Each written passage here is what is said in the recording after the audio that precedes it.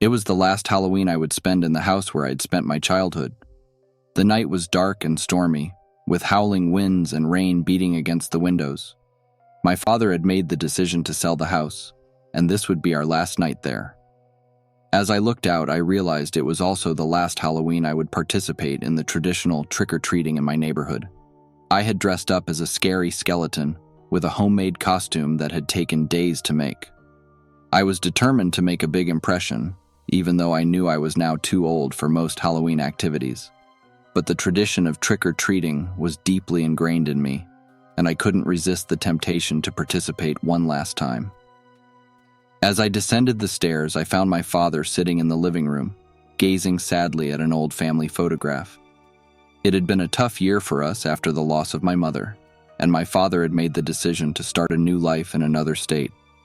While I would miss the house, I understood that life was taking us in different directions. "Dad, the time has come," I said with a sigh. He nodded sadly. "Yes, I know. It's a difficult decision, but it's for the best." We decided to take one last walk through the neighborhood, visiting the neighbors with whom we had shared so many Halloweens in the decades past. The rain pelted our coats, and the chilly wind rustled the bare tree leaves. Memories of Halloween's past crowded my mind as we strolled through the streets illuminated by pumpkin-shaped lanterns. Suddenly, I noticed something unusual. There was a group of children in front of an old abandoned house. The windows were broken and the grass was overgrown. However, the lights were on, and the door was ajar. "Come," I said to my father, intrigued by the scene before us. As we approached, I heard the children laughing and joking. They were dressed strangely in costumes that seemed to belong to a bygone era. A little devil with pointed horns and a child dressed as a witch were the first to spot us. They approached and stared at us with eerie eyes. "Trick or treat," said the little devil with a mischievous smile. My father and I exchanged puzzled glances. We had never seen these children before, and their presence in that house seemed out of place. However, we couldn't refuse the tradition of trick-or-treating, even though something about the place felt eerie. "Trick or treat," we repeated together, offering the children a bowl of candies. They laughed in an eerie manner and said, "You two are the lucky ones." As they walked away, we stood there for a moment watching the mysterious house. The children's laughter echoed in the air, but it seemed to grow more distant. We decided to head back home and conclude the evening. As we sat in the living room, my father looked at me and said, "It's strange, isn't it?" "It is," I replied, trying to piece together the scattered information.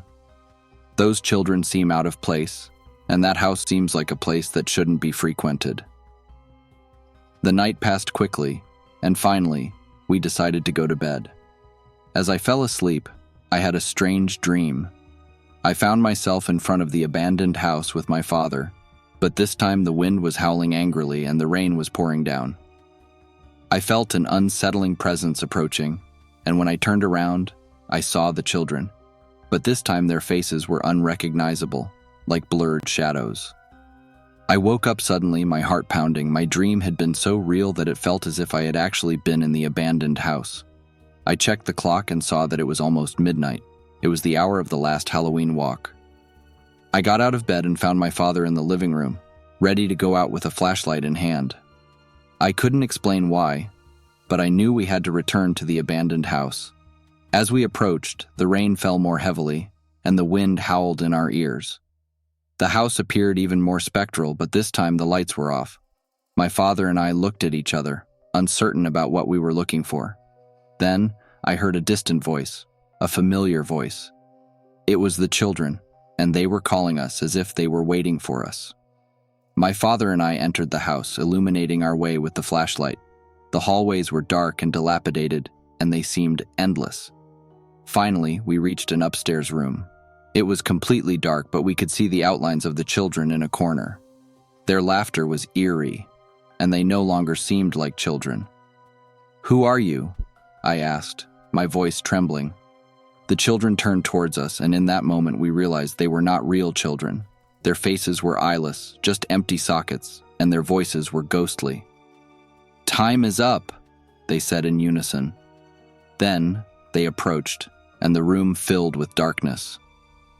In that moment, I was overwhelmed by a sense of terror, and I woke up abruptly in my bed. It was morning, and the sun filtered through the curtains. It was a new and bright morning, and I realized that the trick-or-treating was over. The abandoned house was just a memory, but the horror of my dream was still vivid in my mind.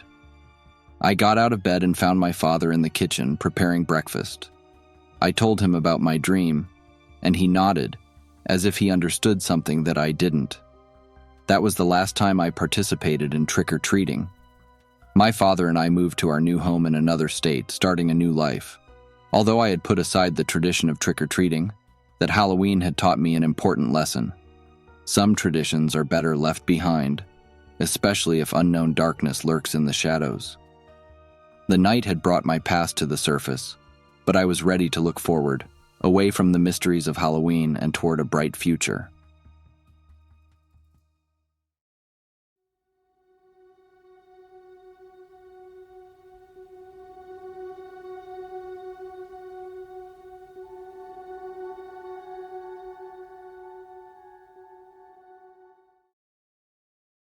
I was sitting on the couch, the soft glow of the fireplace dancing on the walls, casting eerie shadows.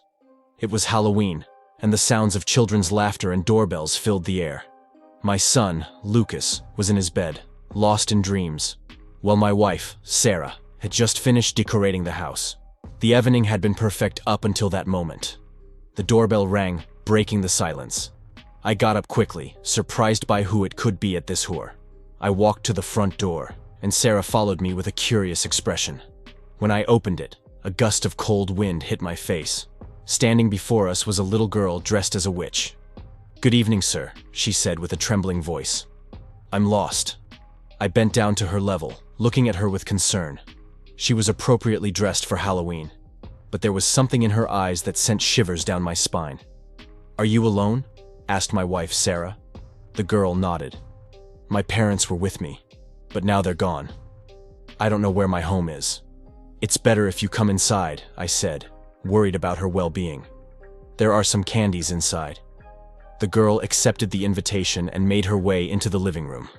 Sarah went to prepare a cup of hot chocolate while I was still baffled by the situation. Who were her parents, and how did she end up here all alone? I approached the girl and asked, "What's your name?" "I'm Emily," she replied with a timid smile. As Emily spoke to Sarah, I noticed that her costume looked older and more worn than usual. The fabric appeared frayed and stained, and the embroidery seemed faded. I couldn't help but notice the bag she clutched tightly to her. "Emily, we need to try to find your parents," I said gently. She nodded, seeming to relax a little. In the meantime, I prepared my hot chocolate. Emily took a sip and looked at me with sad eyes. Sarah called the police to report the situation. As we waited, Emily began to tell us about her evening. She said she had gone out for trick-or-treating with her parents, but they got distracted by something, and she got lost. While she recounted her story, she seemed agitated, as if she were hiding something. The police arrived shortly and took Emily into their care. The officers thanked us for helping her and began searching for her parents. The entire neighborhood was on alert, and the Halloween atmosphere had been completely ruined. The following days were filled with anxiety. We had no news of Emily's parents, and the girl herself seemed more elusive. The police couldn't find any trace of her family. I wondered if Emily had made up the story about her parents just to seek shelter, but something told me there was more to it. A few days after Halloween, Emily returned to our house. She had a distant look and seemed paler than before. Sarah and I were in the kitchen, worried, when we heard her say, "They found my parents." We turned around abruptly. "Really? Are they alive?" Sarah asked. Emily nodded slowly, but her expression didn't change. "Yes, they're alive. They told me to say thank you for helping me." I couldn't understand how they could have returned so quickly without the police being aware. Some things just didn't add up. As Emily left, I noticed she was still carrying that strange bag with her. That evening, after Emily had left, I began to do some research. I discovered that the house of her parents had been abandoned for years, and there were no records of any family with her name. That bag was the key to understanding what was happening. The next day, I approached Emily and asked her about the bag. She seemed frightened, but eventually agreed to open it. Inside, I found faded photographs of Emily with unknown parents. They were dated from many years ago. Emily burst into tears, confessing that she didn't have any parents and that she had been alone for as long as she could remember. Her story had been a lie she had created to try to find a family. She was a lost child in a scary world, longing for a bit of affection. We decided to take her in as our adopted daughter. Even though her backstory had been fabricated, she was still a child in need of love and a place to call home. From that day forward, Emily became a part of our family. Despite her tough childhood, she proved to be an incredible child, full of love and gratitude. And as she walked down our driveway on Halloween night, she now knew she had a family that would love her forever. Our little lost witch had finally found her place, and the mystery of her life had finally found an answer.